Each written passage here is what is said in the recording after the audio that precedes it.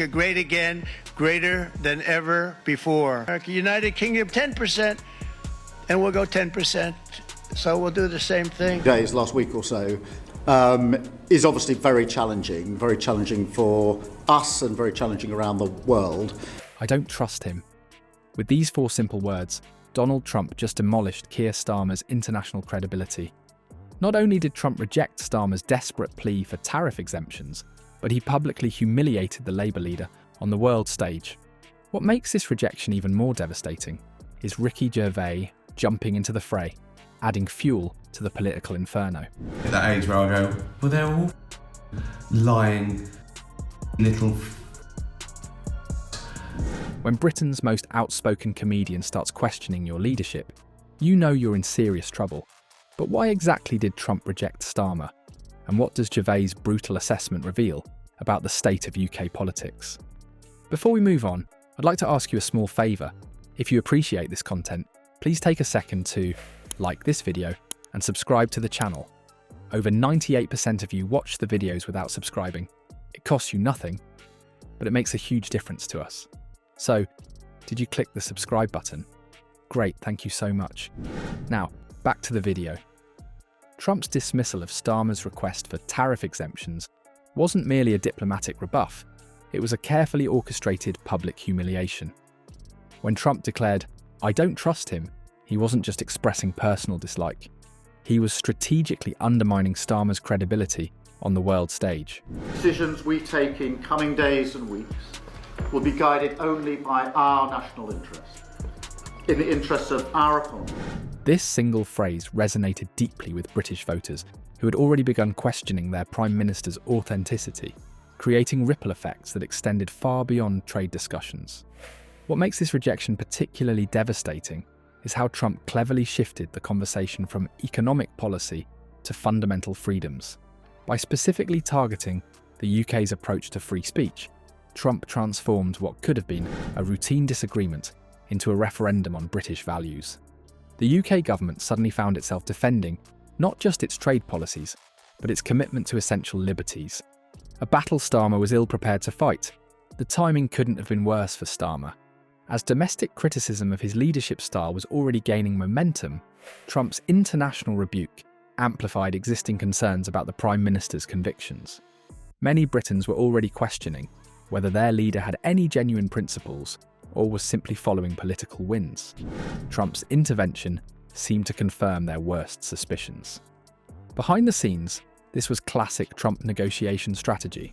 By imposing a hefty 10% tariff on UK imports, he created immediate economic pressure that would eventually force Starmer back to the negotiating table, but on Trump's terms. The economy is such a big one here because Donald Trump is facing in completely the opposite direction when it comes to the tone he's going to be setting. British businesses and consumers would bear the financial burden of these tariffs, with increased prices potentially setting off inflation concerns, further complicating Starmer's domestic challenges. The US State Department's unprecedented warning about free speech restrictions in the UK added an official dimension to Trump's personal attacks. This wasn't just one leader criticising another, it represented a formal American concern about Britain's direction. For a country that prides itself on being the birthplace of modern democracy, this censure from its closest ally struck a particularly sensitive nerve. What we're witnessing is a masterclass in political leverage. Trump identified Starmer's vulnerability on free speech issues and exploited it ruthlessly. But we also know that there have been infringements on free speech that actually affect not just the British, of course, what the British do. Knowing it would resonate with both international observers and domestic critics. The rejection wasn't an impulsive reaction, but a calculated move to gain concessions, while simultaneously weakening Starmer's standing. While Trump laid the groundwork for Starmer's international embarrassment, it was Ricky Gervais who transformed this political misstep into a devastating moral indictment. The comedian's unexpected entry into this political arena wasn't just adding another voice to the chorus. It fundamentally shifted the entire conversation from diplomacy to character. Gervais, known for his unfiltered approach to comedy and cultural commentary, tapped directly into a growing undercurrent of frustration among ordinary Britons who felt Starmer had become increasingly detached from their everyday concerns. Days, last week or so, is obviously very challenging for us and very challenging around the world. What made Gervais' intervention so potent wasn't just his celebrity status, but the emotional weight he brought to the criticism. He didn't merely echo Trump's diplomatic rebuke. He characterised Starmer's leadership failures as moral shortcomings. By questioning why leaders like Starmer seemed afraid to speak out when something was clearly wrong, Gervais articulated what many voters had been feeling, but couldn't quite express. We're going to start taking went to Eton as a qualification to run the country. That beneath the polished exterior of Starmer's leadership lay a troubling reluctance to confront difficult truths. The timing couldn't have been worse for the Prime Minister. With the cost of living crisis squeezing households across Britain, Gervais' pointed commentary that Starmer appeared more concerned with maintaining a certain image than addressing real-world problems struck a particularly raw nerve.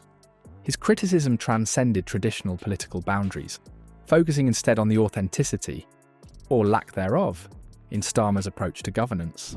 Social media exploded in response, revealing something remarkable: widespread agreement across various political viewpoints.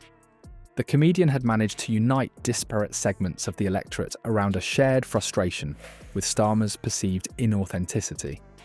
As one source noted, Gervais didn't just echo Trump's words, he added his own emotional weight, pointing out that Starmer's failure to act wasn't just a political misstep, it was a moral failure.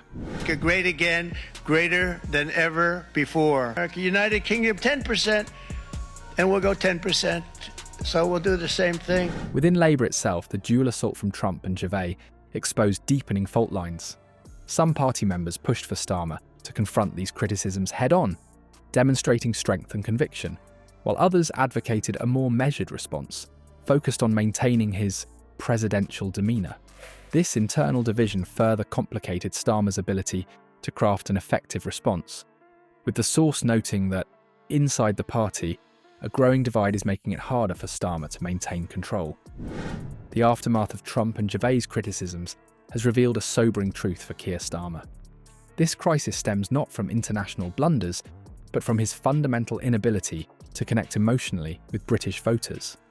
While policies matter, the public yearns for a leader who mirrors their frustration and anger about current conditions. Starmer now faces a crossroads that demands transformation, not merely damage control. He must discover authentic ways to demonstrate the courage and conviction that both critics found wanting. The emotional disconnect threatens to undermine his entire leadership more than any policy disagreement could. For Starmer to survive politically, he must find his voice. Not just as a politician, but as someone who genuinely understands what ordinary Britons are feeling.